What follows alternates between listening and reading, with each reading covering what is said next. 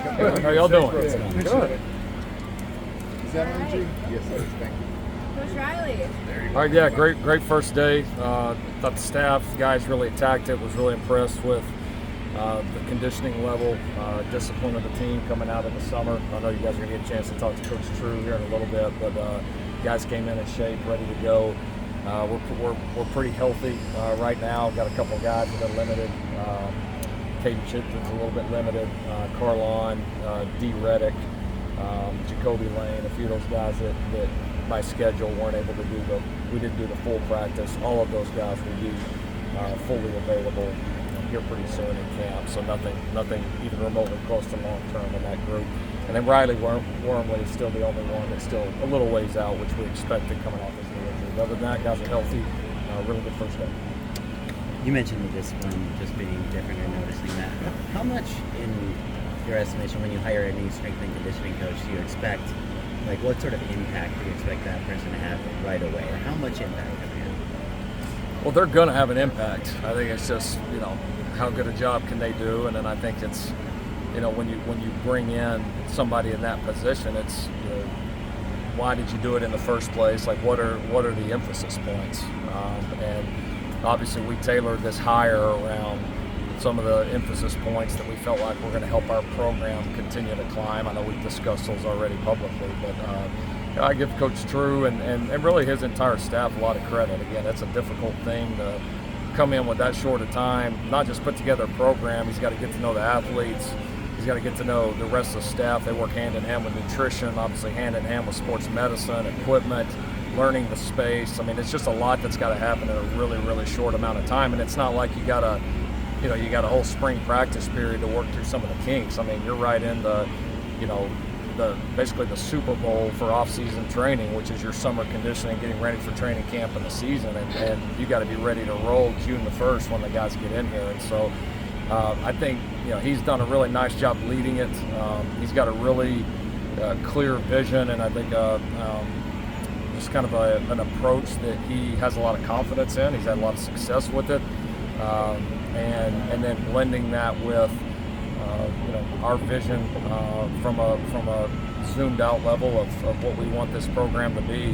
He's had a great feel. He's done a good job relaying that to the staff. He's done a good job being very consistent and very tough on our players, but also building relationships in a short amount of time. So I've been super impressed with him and his staff so far. What is Adrien Clem's role, and why did you have him?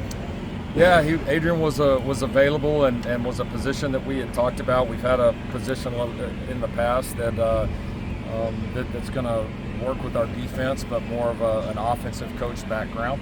And so we were actively looking for somebody in that role. It's tough.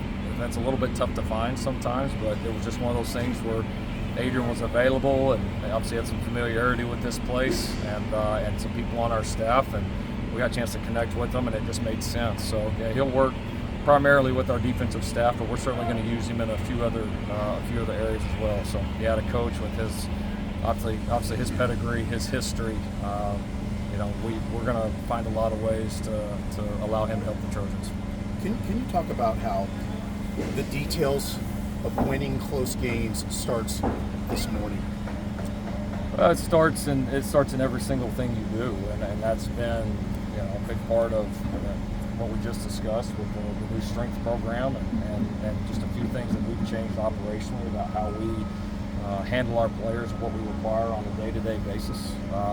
That's kind of those steps, right? And it's a lot of times as when you first kind of get started, you're just teaching guys kind of what this stuff looks like, and then they start really wanting to win and believing they can win, and that's great. But then at some point, that expectation has got to go through the roof, where they know they're going to win and they know exactly what to do, and that's obviously a big emphasis point for us. All these little things show up throughout a game, and they show out throughout the year.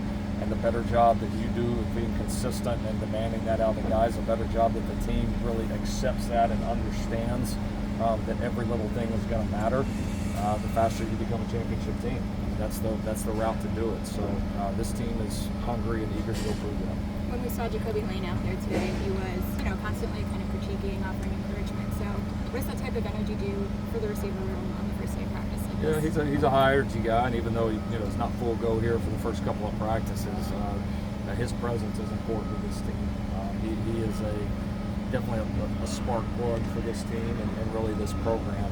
He's just one of those unique guys that his energy, like you feel it all the way across the practice field, and those guys are invaluable. And if you like that throughout my career, that man, you don't always have it, but he's got a special energy about him, and we've challenged him even here in the beginning when he's not full go to make sure that he's still having an impact, and he's obviously taking that challenge by one. Jaden threw deep passes at a higher clip than any of your starting quarterbacks that you did last year.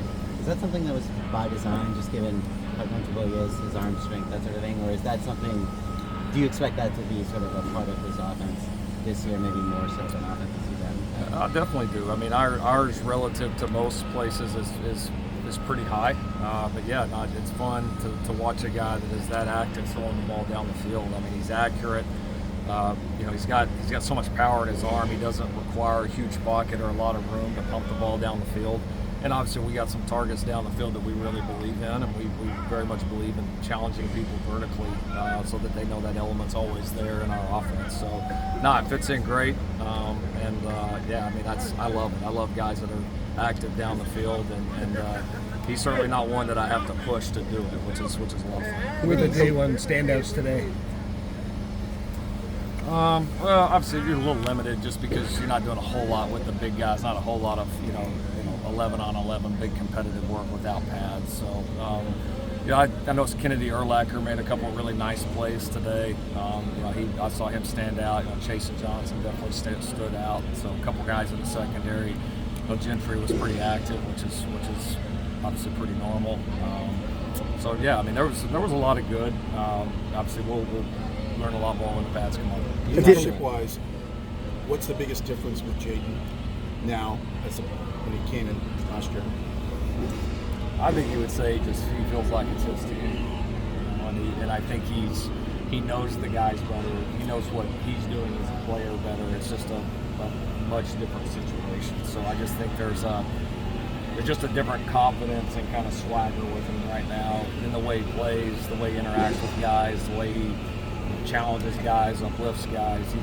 We challenged him as coaches pretty heavily, honestly, to do it, and he's really responded. So that's great. Teams have to have that out of the quarterbacks. He's intent on getting this done. Coach, in the past you talked about having former players come back and being part of the upward routine. Mason Powell was out here today helping out the linebackers. Is he on GA tryout? He would be a good one. He would be a good one. Mason's still pursuing his career right now, but he would definitely be a phenomenal one. But it's always great. We're going to have guys back here every single day throughout camp. It means a lot to us that they take their time to come do it. And what will be even more cool is here in a handful of months we'll have a pretty cool place to house them, honor them, all of that with the Bloom Center. The high school kids that arrived in June realistically have a chance to play this year for you guys? Sure. Yeah. No, I think there's. I wouldn't count any of them out right now, to be honest. I mean, there weren't that many, obviously, with us having so many guys that came in early. But yeah, I think we'll get a look at the two young edges that came in, Ramos and Gus, because that's one of the positions in terms of the edge that we don't have quite as many bodies as we do on the defensive interior. Obviously we'll look at Romero, look at Tanuk, Harry, obviously the two young linebackers. We'll get a good look at those guys. So yeah, we'll see. And obviously you got and then RJ Sermon certainly. So I don't look at any of them and say like there's no way. We just got to see. We know less about them right now, and so we've got to see how they progress through camp. But like from an athletic standpoint, every one of those guys could have a role on this football team. Thank you, Coach Riley. All right.